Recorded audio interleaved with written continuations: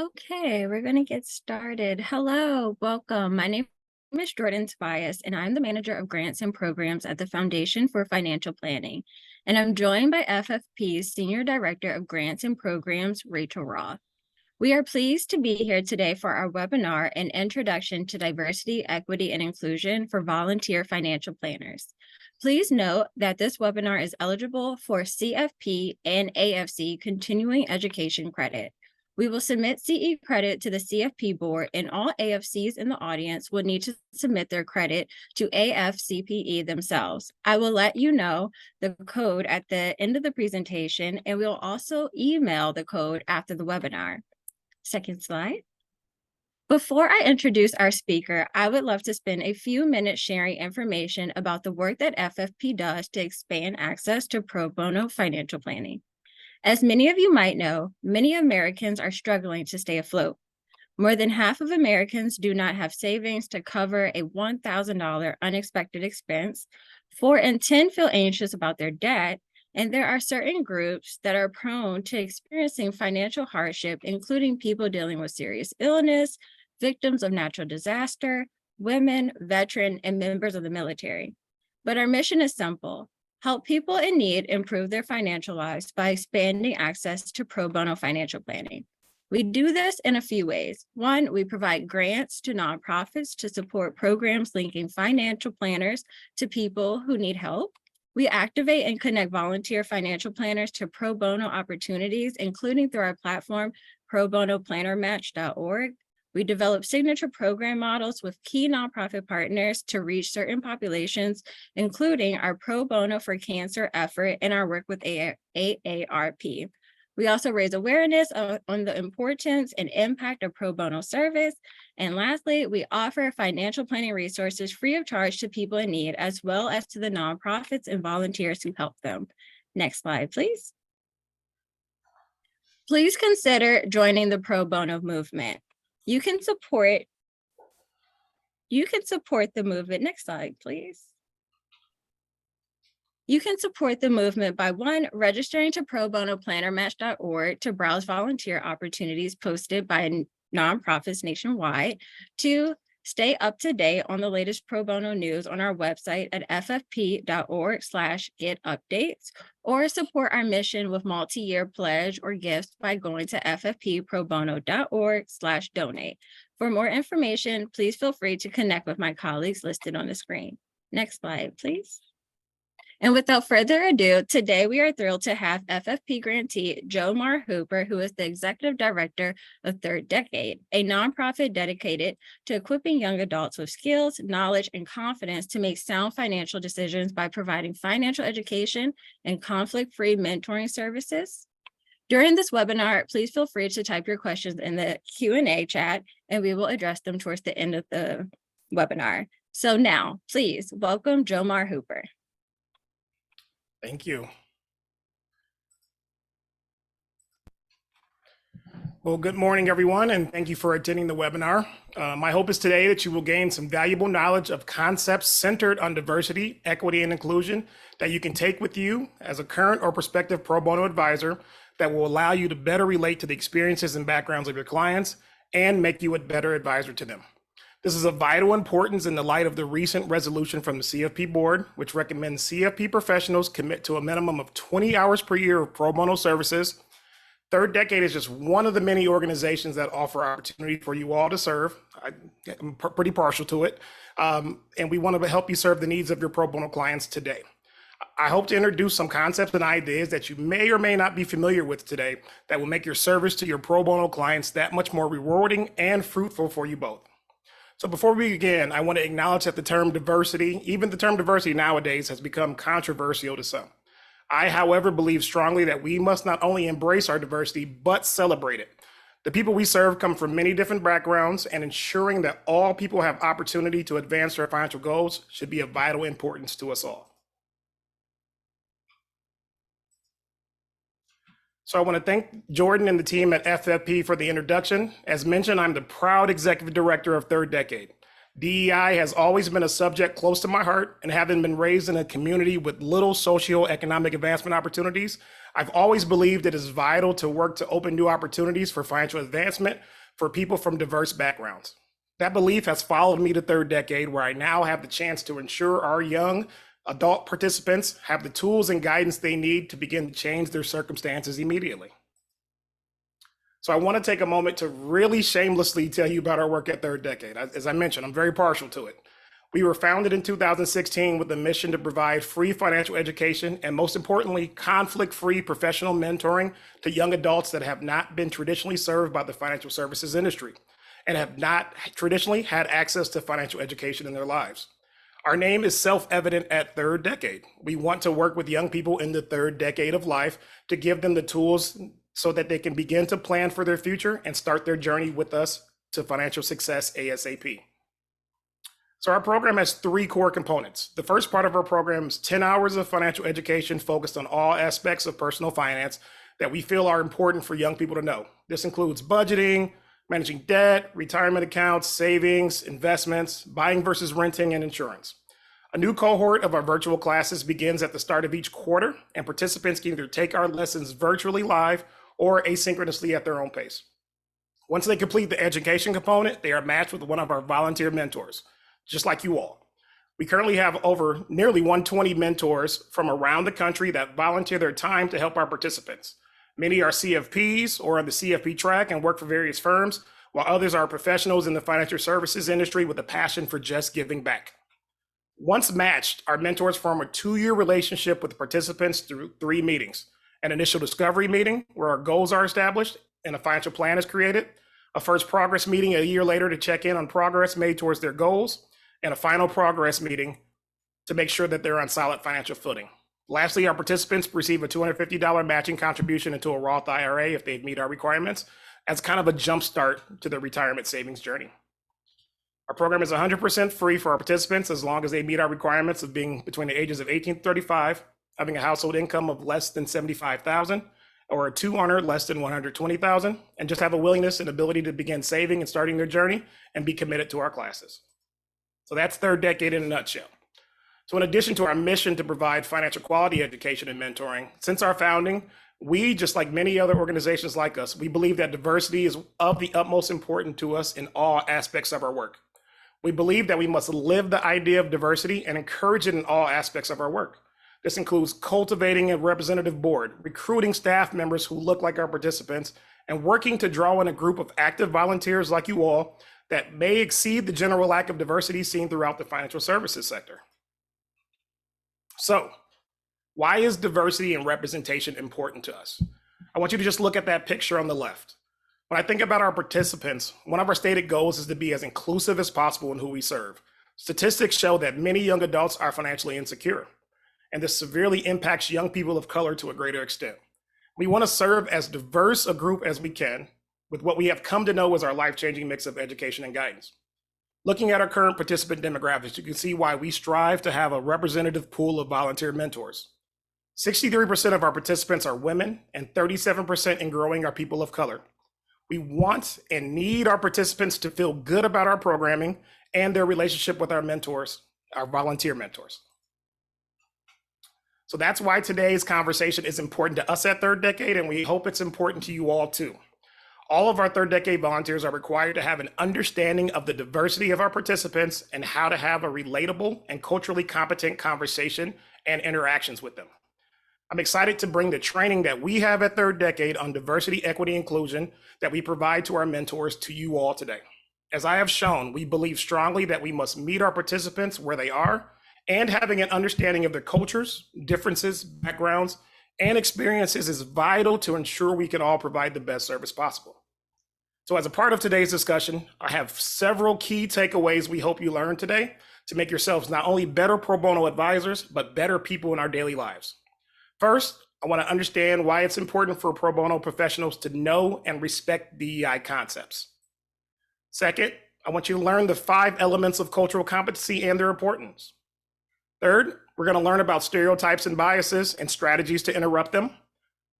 Fourth, we're going to identify communication styles and actions that may be detrimental to your pro bono clients and how to adjust how we talk. I also want to spend 1 second thanking the team, amazing team at Mentor Greater Milwaukee for their contributions to this presentation and for their partnership in our work. So as we jump into the conversation, we know it's going to be heavy, so I want to level set with a couple things as we get started. I want to level set specifically about the idea of diversity, equity, and inclusion. What you see here are the major components in consideration. The ultimate goal is to provide a fair and just environment for all individuals through active inclusion and deliberate creation of access and opportunity.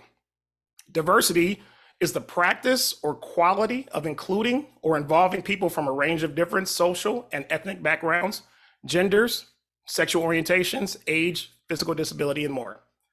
Equity and accessibility is the fair and just treatment. It's basically creating fair access, opportunity, and advancement for all people and creating a level playing field. Inclusion is the practice of including people who might otherwise be excluded or marginalized. It's basically how well contributions, presence, and perspective of different groups of people are valued and integrated. We are going to touch upon each of these further in a moment, but in a nutshell, when you have a respectful environment that truly values and appreciates the uniqueness of individuals, the result will be a diverse community that allows all who participate in it to thrive and succeed. So how do those concepts relate to the financial services industry, you're asking? Knowing the importance of representation, Third Decade recognizes that there is an extreme lack of diversity in the industry. And I think we all know that. This slide shows some information on the average financial advisor. According to a 2017 study from the CFP board, there are many barriers to people of color entering the profession. For one, due to economic inequality and cultural norms, African Americans and Latinos lack awareness of financial planning and the CFP certification process. I can vouch for that personally, that I did not know a lot about the CFP certification process or just financial planning in general until later in my life. Also, firms' hiring and onboarding practices, including the focus on immediate returns, commission structure, like-to-like-minded mindset, and subjective hiring criteria as seen as a major barrier to diversity and inclusion throughout the financial services industry and in the financial planning profession. Lastly, clients' bias in choosing a financial partner also functions as a barrier to racial diversity in the industry and the profession. This lack of representation and the overall nature of the business has played a major part in the knowledge held by the financial planning industry not being readily available to a good segment of our population. So we have an industry that isn't diverse, serving a non-diverse population. With this extreme lack of representation in the industry, the question is then, how can we expect to provide high quality service to those who don't resemble, either racially or socioeconomically, those we're used to working with daily? Now take a look at the average third decade participant. This is hopefully somewhat representative of the type of person that you all will be working with as pro bono advisors. One thing we have found, and it's no secret, is that individuals are more likely to respond in a positive way when presented with information or guidance and instruction by individuals who look like them or resemble them, whether it's race, gender, sexual orientation, socioeconomic status, age, lifestyle, or any other quality. In order to serve diverse young adults, organizations like Third Decade need to have a diverse network of mentors. And while we're here, short of that, we need mentors from the majority to have a very deep understanding of cultural competency and how to best serve. I'm going to underscore that. If we can't have a diverse network of mentors, we need to have mentors from the majority have a deep understanding of cultural competency and how to best serve. We all can play a part in increasing the awareness of and understanding the components of diversity. And we must also work to integrate these practices we are going to discuss today into our companies, the organizations we hope to serve with, and within our daily lives.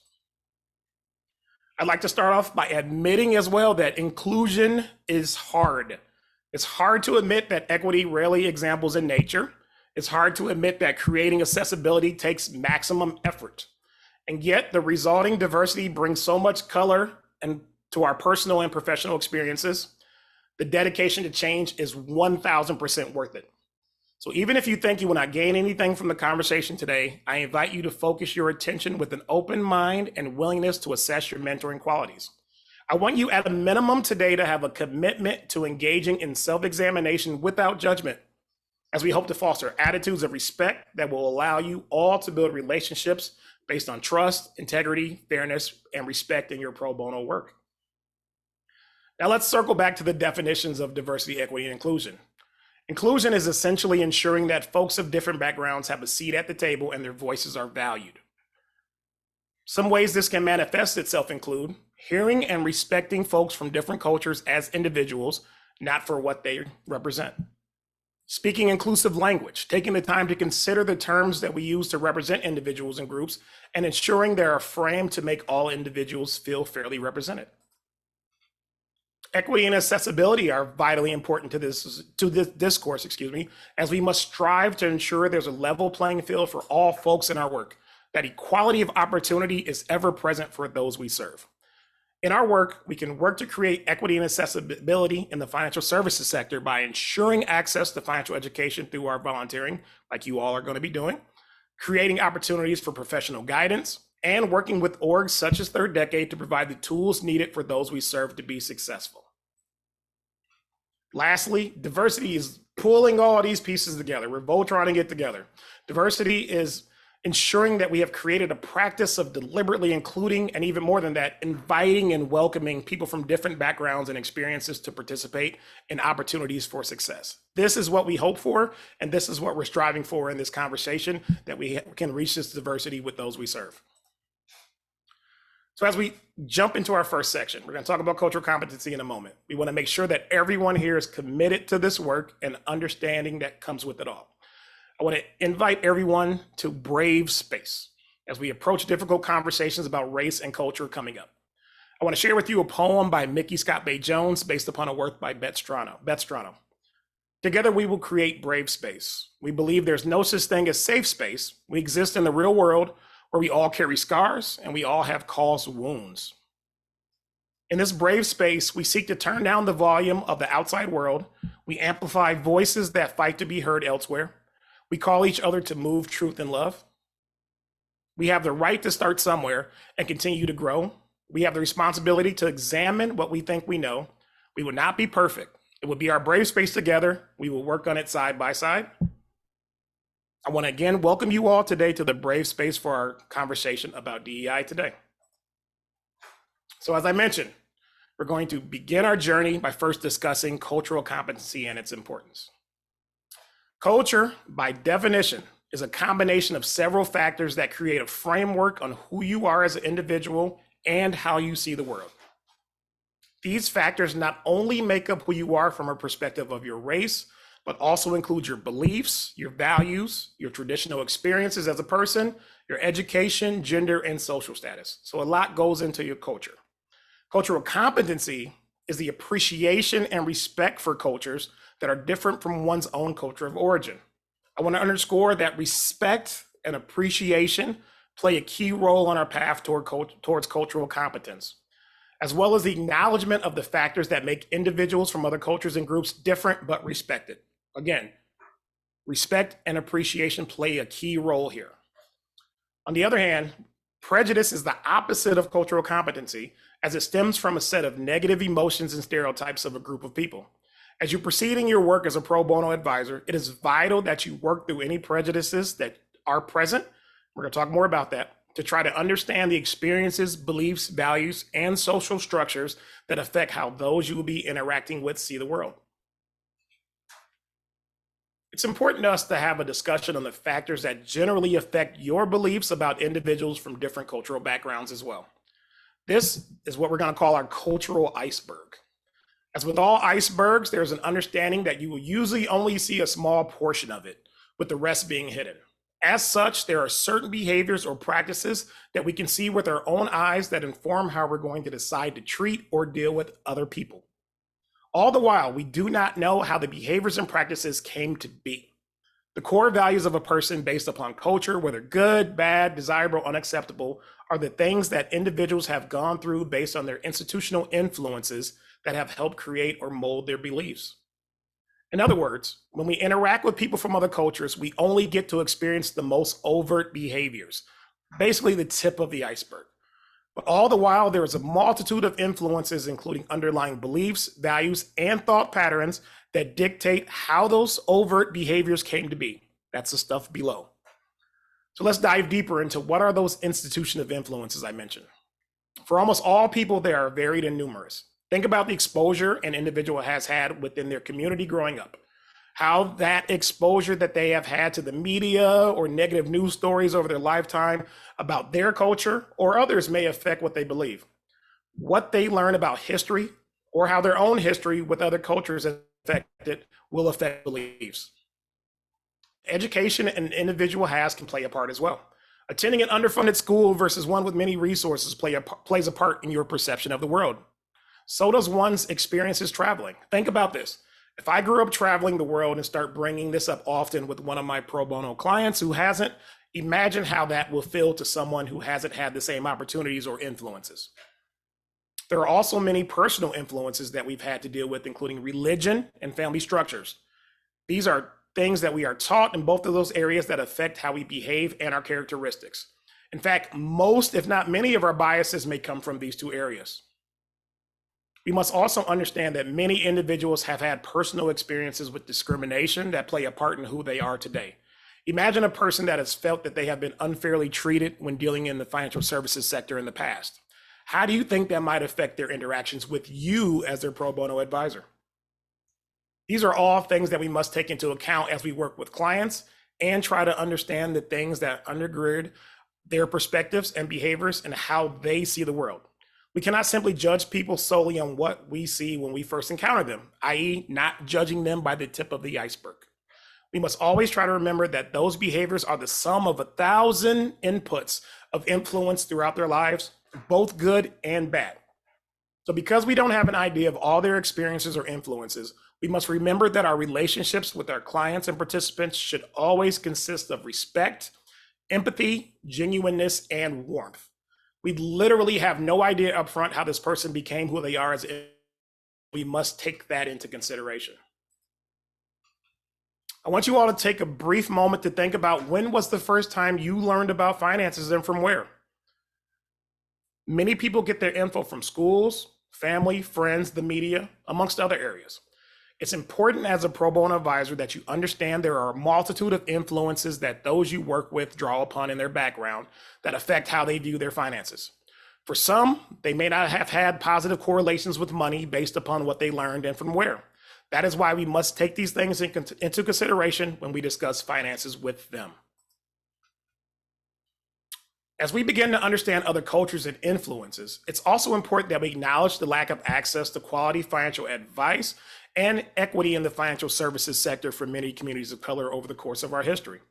There's a measurable wealth gap between communities in this country, which has been caused by many factors, including the historical lack of access to wealth building tools, mortgage market discrimination and redlining, a significant lack of quality financial education in schools or the community, a lack of access to overall quality education, and a trickle down of just having a dearth of financial role models available. It's critical that you not only understand, but acknowledge this historical lack of access and equity that may still be having an impact on those we plan to serve today. Even if these concepts are tough to understand, be prepared and able to show empathy to those you work with. Empathy is the key here. This graphic kind of underscores that point. African Americans and Hispanics are behind their white counterparts in ownership of retirement accounts at all ages of life. The factors we touched upon so far have played a major part in this, from the lack of education to not having this be part of conversations in their families and households. As pro bono advisors, you must understand this reality and what has led to it in order to be respectful and responsive to the varying behaviors and needs of those you're going to see and those that you're going to serve. So understanding all that, now we know what all that plays a part into who individuals are from different cultures. Let's discuss the 5 elements that must play a part in your journey towards cultural competency. First, we must acknowledge the cultural differences that do exist between us. We must be able to face the fact that people from different cultures may have a different perspective on finances than you do, and that's okay. Those differences do not make us any less greater. They just are differences. We have to acknowledge that. The second key is understanding our own culture. It's important to remember all of the cultural factors that influence how you learned about finances and all the things that you hold dear.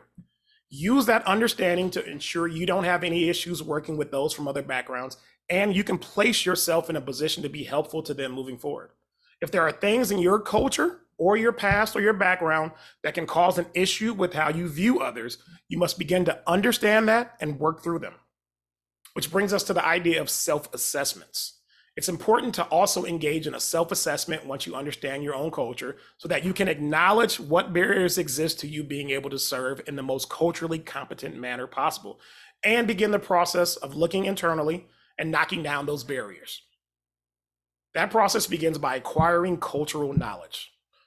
You want to acquire cultural knowledge and skills that show you genuinely care about the well-being of those you will be interacting with. So you're probably asking, how do you begin to understand a culture? One word, you learn. You must be intentional. Intentionality is going to be a key theme throughout the rest of the conversation, and have a desire to learn about other cultures from more than a surface level. So get past that iceberg tip if you are truly to move past any biases you may have in regards to how you view others. And lastly, when you encounter behaviors that you don't understand, you must begin to view those behaviors within a cultural context. Some cultures value saving, while others value spending. Both are okay and they can coexist, but we must understand them both while ensuring that we work with them without judgment. There are also things we should consider as we begin to have an in-depth conversation with our potential clients and our participants. So depending on their age, it's important to think about how you viewed finances at a younger age or their age, or if they're a peer to you or older, how you currently view and want to view your finances. That's going to help shape the conversation. Secondly, it's important to pause and acknowledge your personal bias again, and to work to do everything possible to move past them. We all have biases. I even have biases myself. But what will separate us is how hard we work to ensure those biases do not affect how we interact with those we serve. I'm going to say that again. We all have biases, but what will separate us all is how hard we work to ensure those biases do not affect how we interact with those we serve. Lastly, thinking about your top 4 qualities as a pro bono advisor. Lean in with those specific qualities as you begin to have conversations with your clients.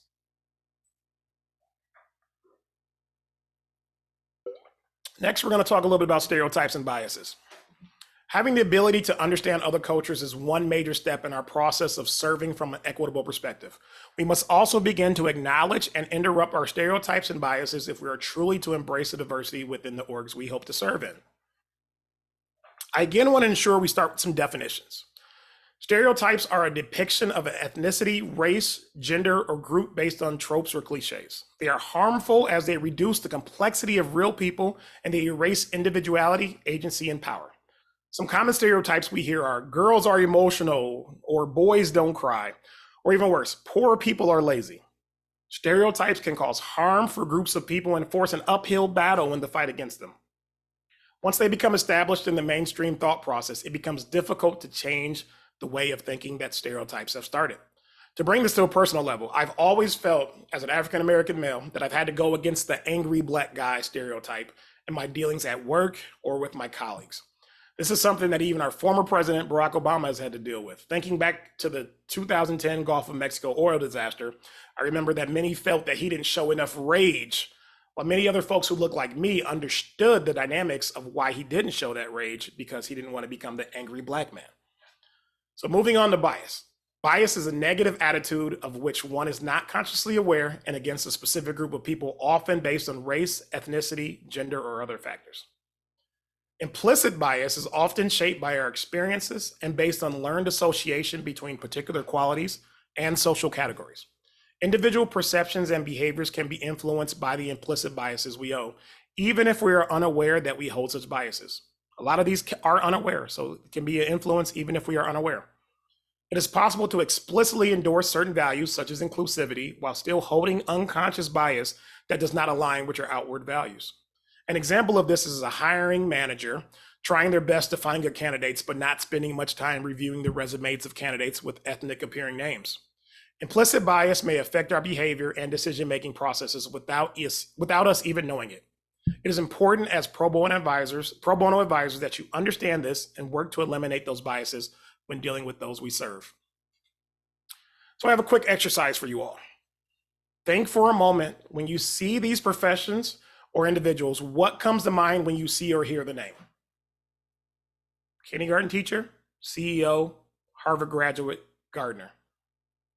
What or who do you associate with each? Think about the words and connect to each individual name you see. How did that picture in your mind get there, and how does it make you feel? Sit with that for a second.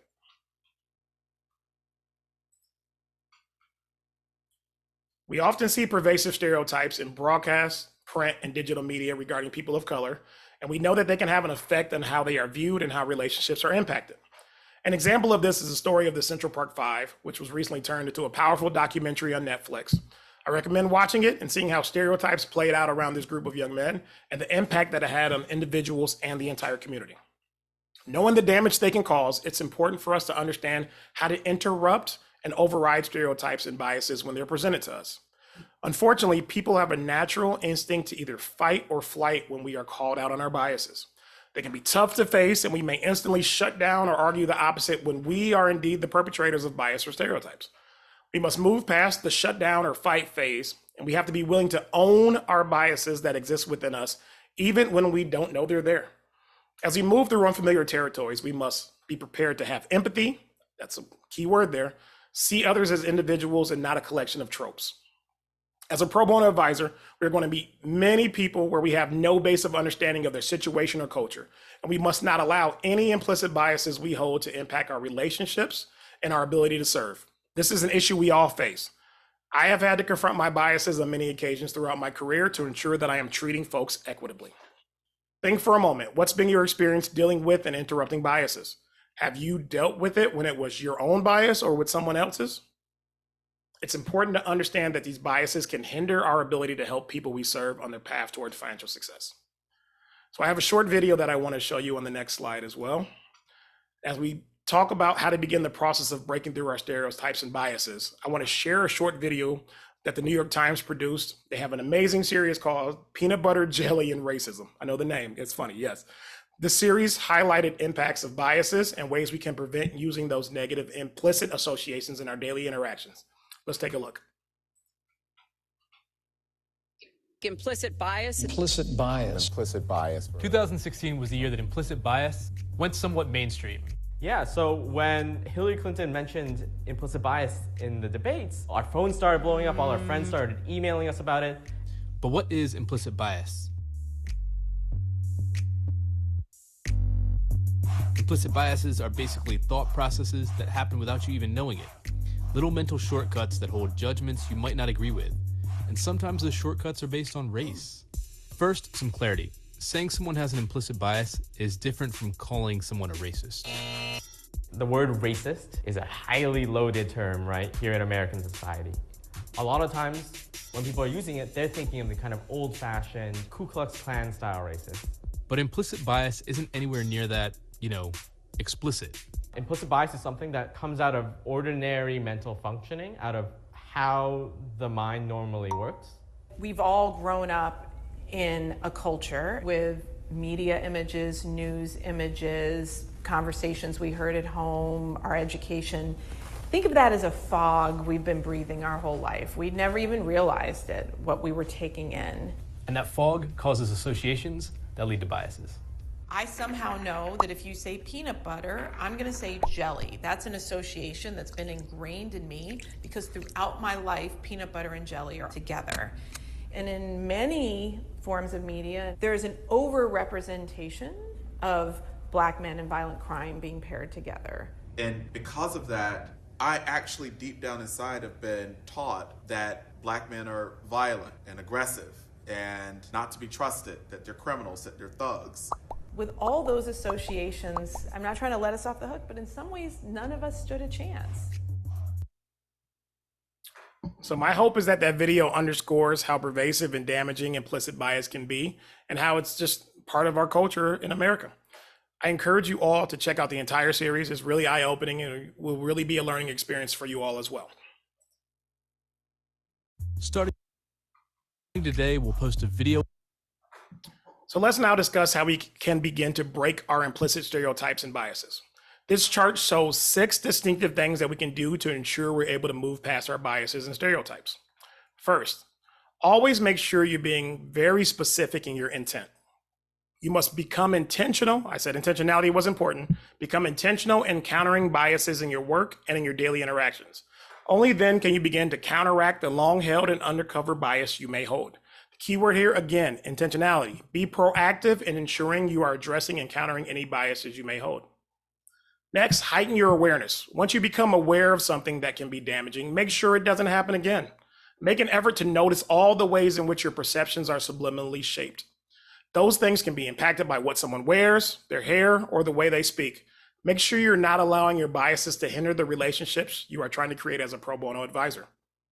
Make sure you're noticing positive examples. If you're able to replace negative thoughts of a group or a person with positive new ones, you can help erase stereotypes that you may have that you don't even realize existed. Try seeing the best in people or groups and begin to lead with that versus what may have been in your mind previously. You must also increase your contact with people who are different from you. We tend to form unconscious biases because we surround ourselves with people that are similar to us or share the same perspectives. When you're able to expand your circle and learn more about other cultures, that cultural competency, you are able to change your perceptions of them. It's hard to see the bad in people when you're constantly around them, sharing stories or even a beer. Next, change the way you do things. Often we are stuck in negative patterns because we keep doing the same things over and over again. A contributing factor for implicit bias is doing things based on our own cultural norms. Recall when we showed the iceberg. There are often unobservable things that we don't realize and understand. So the best way to learn is to try to see things that you've never seen before. Simply make the decision to change your routines and be open to change. And finally, take care of yourself. Implicit biases are likely to surface when things become highly stressed or when we're overly tired. So it's important for you to be your best self when dealing with those we serve. In addition to those 6 steps I just mentioned, there's some other follow-up and things and tools that we must keep in mind on this journey. The first 2 is reassociation or stereotype replacement. I mentioned this. When you're responding to a situation in a stereotypical fashion, consider the reasons you're doing that and actively replace those biases with an unbiased thought. For example, if a teacher were to think Black students are loud and disruptive, they should try to reframe that to a way of thinking to Black students are enthusiastic and energetic. If you're able to replace a stereotype with a positive one, you'll be able to shift and get rid of those biases you have for those individuals. Another way to interrupt bias is to just refute them. Once a person recognizes he stereotypes someone or a group, think of examples that prove that stereotype wrong. Think of a person in your work or life or group of people that represent the opposite of that stereotype in your mind. This is being proactive and changing the image and putting a new image out front. Refuting allows you to get rid of those negative stereotypes so you're able to proactively engage and be involved with those you're serving. Have you ever heard the phrase, try walking a mile in my shoes? It's related to the last tool for interrupting bias, which is perspective taking. This simply means stepping into the shoes of a stereotyped person, trying to understand what it feels like if you're walking around a store or being trailed by the store clerk because of your skin color. Perspective taking can be very useful when assessing the emotional impact stereotypes can have on people. It's also a way of understanding why different people react a certain way in stressful scenarios. Just taking their perspective can really show you why that things are happening. When you take the perspective, you're able to put on the hat of that individual, the hat they wear every day when they're constantly dealing with certain issues and microaggressions. So far we've discussed how to become more culturally competent and ways to interrupt the stereotypes and biases we all hold. I want to transition to a discussion of exclusionary behaviors. It's important to have common language, as I mentioned, around DEI. So many of you may not have heard the term exclusionary behaviors before. So let me explain how it fits into the conversation. To some, the term microaggression doesn't fully capture the actions, emotional and material effects, or how they really impact women and people of color's career progression and their lives in general. In fact, researchers have found that experiencing what we know as microaggressions can be just as harmful, if not more, than overt forms of racism. I want to read a quote from an article in the Harvard Business Journal that describes why this term may be inadequate. People say that microaggressions are small things, but our studies indicate that microaggressions have a macro impact as they affect the standard of living of marginalized groups. Daily microaggressions create a lower sense of psychological well-being. They deplete psychic energy or problem solving and work productivity. Why? Because microaggressions are cumulative. They sometimes occur to people of color from the time they awake until they go to bed, from the time they are born until they die.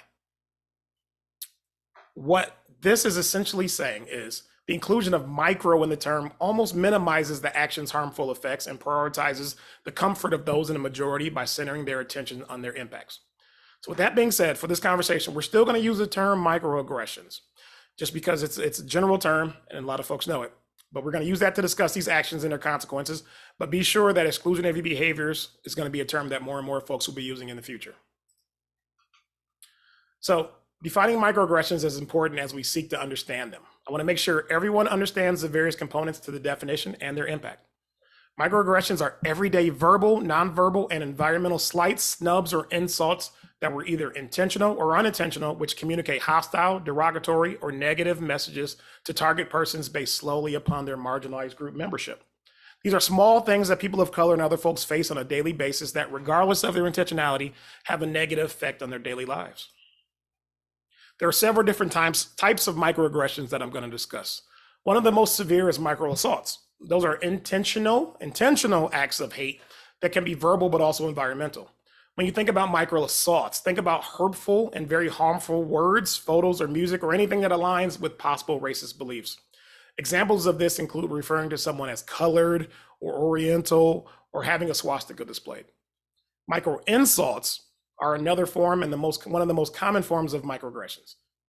They are small and subtle insensitivities. This is often conveyed through rudeness or insensitivity through the demeaning of a person's racial heritage or identity. For example, telling a Black person that they are so articulate or that they speak so well. Another example is when people with the accent are viewed as not being from America, asking them where you're from. These items add up and can have an impact on those we serve, which is why we must be mindful of our words and conversations, as they can be intentional or unintentionally harmful. Micro-invalidations can sometimes be most harmful because they disregard the thoughts and feelings or history and reality of people of color. This can result in individuals internalizing themselves as the negative cause instead of the discrimination they are dealing with. An example of this is gaslighting. When someone is dealing with a racial issue and they are told to calm down, or that's only in your head, or absolutely the worst, stop playing the race card. As we discussed earlier, we don't know what that individual may have dealt with or what the sum of their experiences are. We don't know what happened below that iceberg. So these words can be extremely harmful and potentially triggering. It's important to understand that someone that has dealt with microaggressions has potentially dealt with them over a period of time in their life. The impact of microaggressions has an accumulative effect over time. It's similar to what they call a death by 1,000 cuts. We've all had a paper cut and thought it was the worst thing in the world, but imagine having that happen over and over and over again. Because we don't always see it or recognize it, it does not mean that it's not harmful. We all must learn to understand the role that we play in avoiding and helping to eliminate not only microaggressions, but the impact they have on those we are serving.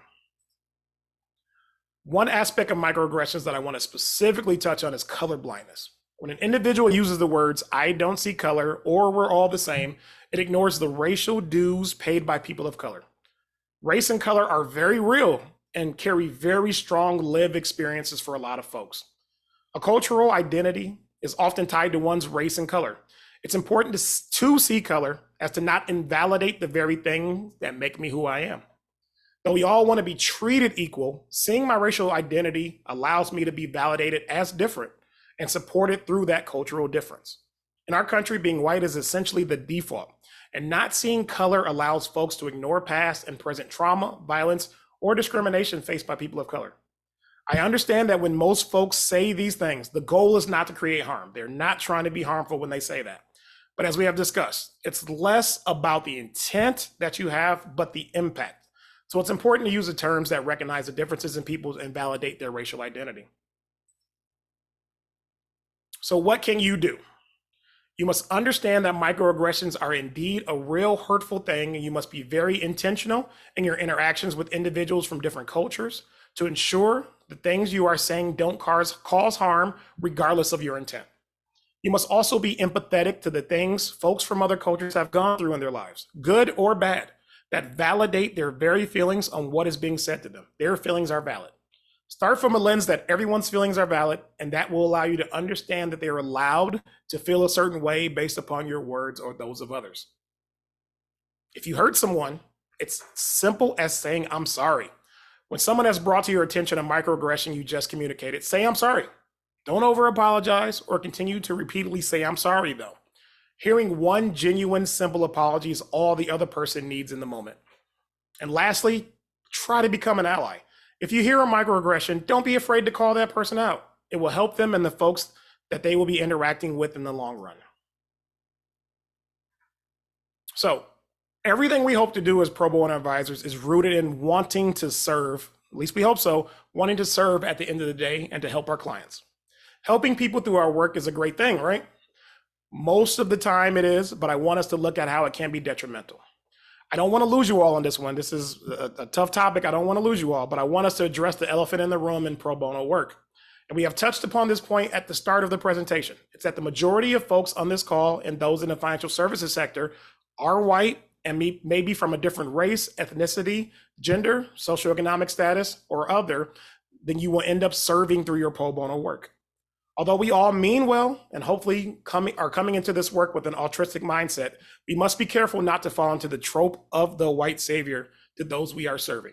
We should always ask ourselves, is what I am doing helping to make me feel good about myself more than actual combating the systemic problems that are affecting people of color and folks who don't look like me? This is a hard topic to work through for some, and I totally understand that, but it is vital that we understand its definition so you're able to come into a relationship with your pro bono client or participant in the most open and honest manner. White savior complex is a term that's used to describe white people who consider themselves amazing helpers to people of color, but they help for the wrong reasons, and sometimes can end up doing more hurt than harm. Keep in mind, this does not refer to all white people. All people, it does not.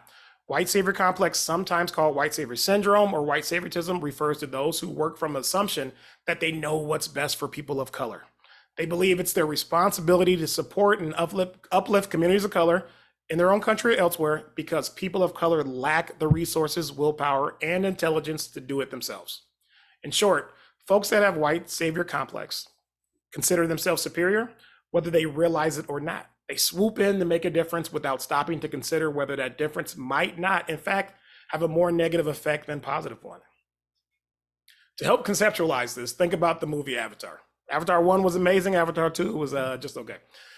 Here you have an entire race of indigenous people, the Na'vi, that were seen as not being able to save themselves without the help of the lead character, Jake Sully. We've also seen this portrayal in pop culture history in movies such as Cool Runnings, Dangerous Minds, The Last Samurai, etc. The idea of the white savior complex can show up in pro bono advising in many ways that I want you all just to be aware of. The examples include thinking that individual people of color can overcome their circumstances, but usually only with the help of white people. It's wrong to assume that you are the prime difference maker in their life. Think of yourselves as a tool they are using to better themselves. Again, we should never come into this thinking that we are the difference maker for them. We are a tool that they are going to use to better themselves as people. The idea that all people of color are coming from the same starting point or lack of education or family structure. Do not view ethnic groups as a monolith. They are not.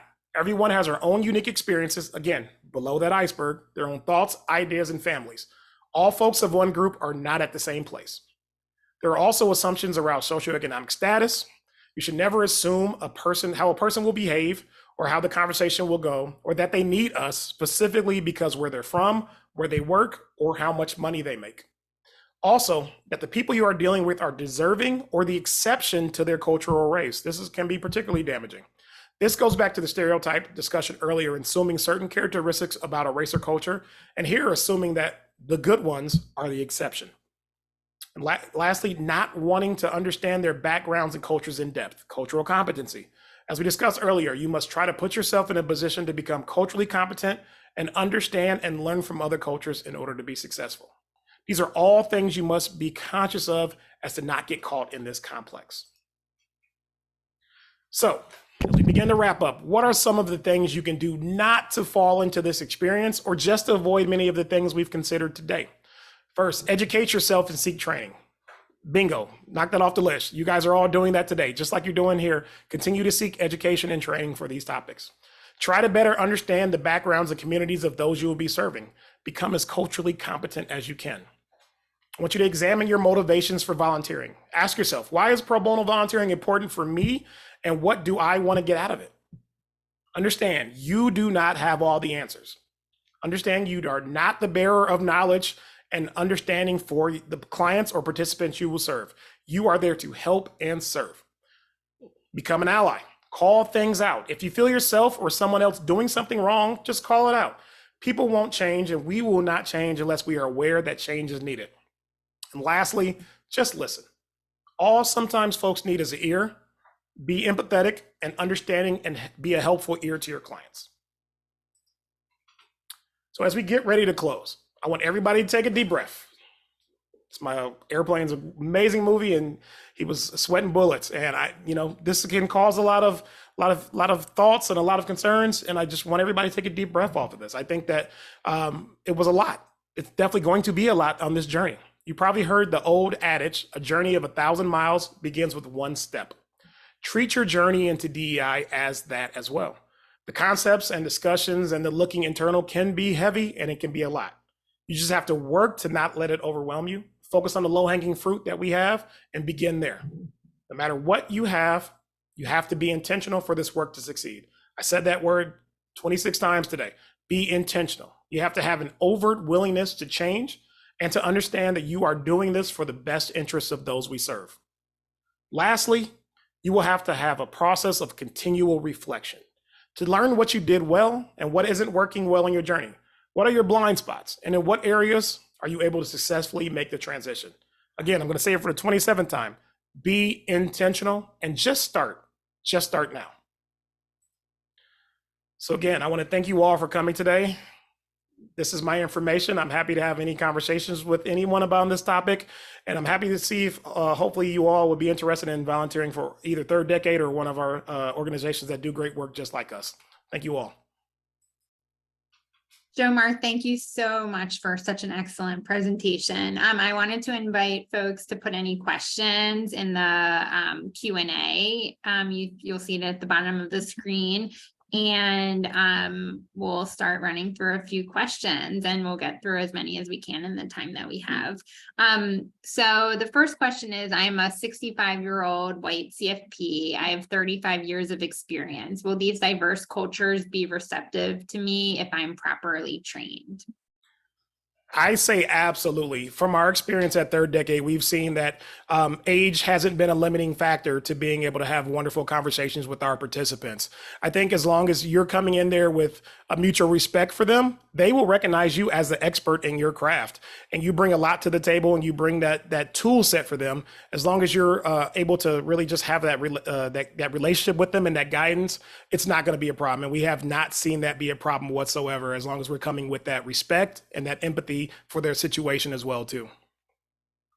Wonderful. And then earlier in the presentation, you talked about conducting a self-examination. Do you have any resources that you would recommend to enable CFPs and others to conduct that self-examination? Yes, one thing we're going to try to do is get a list of resources available for everyone as well too. But in the meantime, I think that self-examination just begins with just spending some time within yourself, just thinking about, where am I at in my journey? What are my biases? What are the things that I'm not thinking about? Even as a Black man in America, I have biases. And it took me a while to come to understand what those biases are and how to really get over them. So just taking that deep dive within yourself, spending some time thinking about yourself. But there are some tools out there. We're going to work to get everyone a list of some resources as well.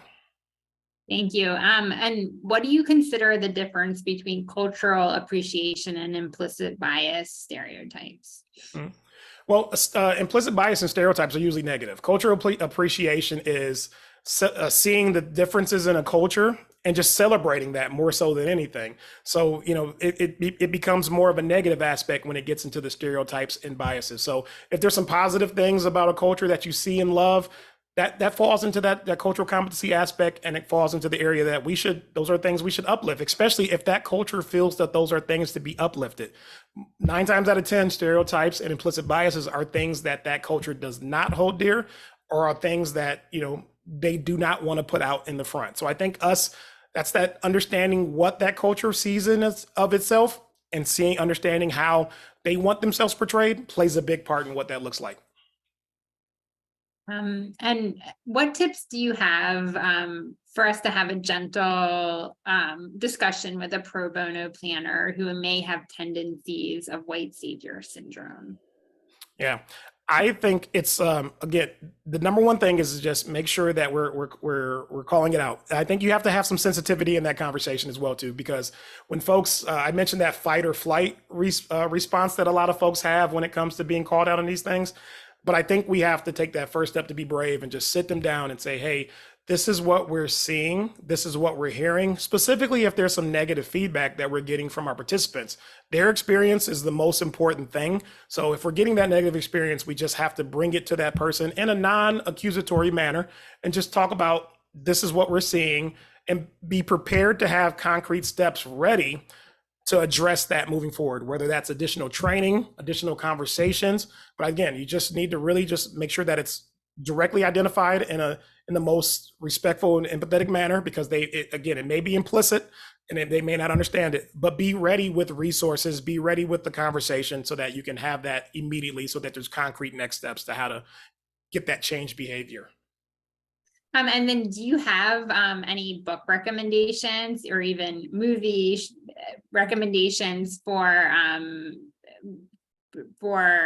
that you would recommend that touch on the concepts that you covered? Yeah, one thing we, as our third decade, we've started a book club, which to talk about DEI aspects.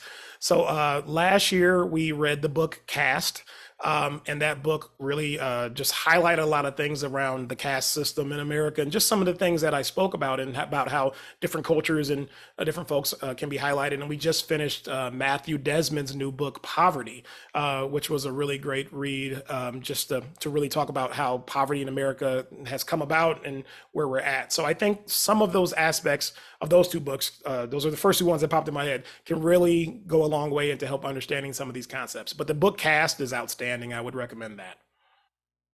In terms of providing incorporating these practices into nonprofit programs like Third Decade that engage how would you recommend incorporating best practices into the programs and into the training?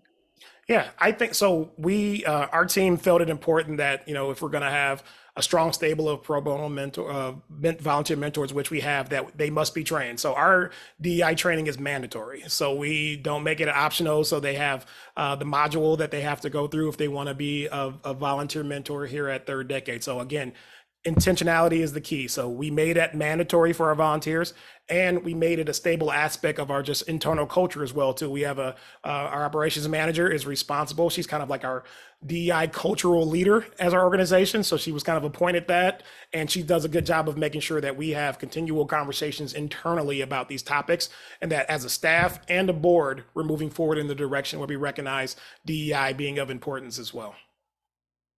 Thank you. And so we had a question about volunteering with Third Decade or another organization.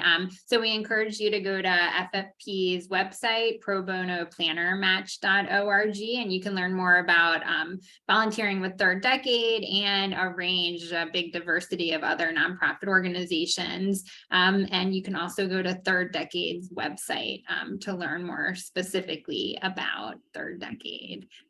We had a question about providing financial guidance to people in need, which is different often from providing financial guidance to paid clients. And FFP also provides a pro bono financial planning volunteer training that might help in that respect and provide an introduction to serving, non-traditional clients.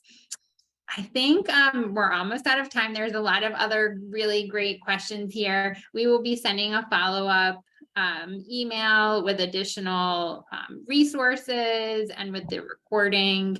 And I think, we all are open to follow-up or questions after the webinar. Oh, Jordan, do you want to mention the AFCPE? Yeah, so as promised, we will submit CE credit to the CFP board, and all AFCs in the audience must use the code FFP06 to claim CE credit. Again, that's FFP06. And I'm putting that in the chat just to make sure you heard that. And that's for everyone submitting to AFCPE. We will submit to the CFP board for all of the CFPs out there. And thank you so much. Thank you so much for Jomar being here. It was such an excellent, thought-provoking presentation. We're so happy that you joined us. And we look forward to engaging in this discussion in the future and always. Absolutely. Thanks for having me. Thank you. Bye, everyone.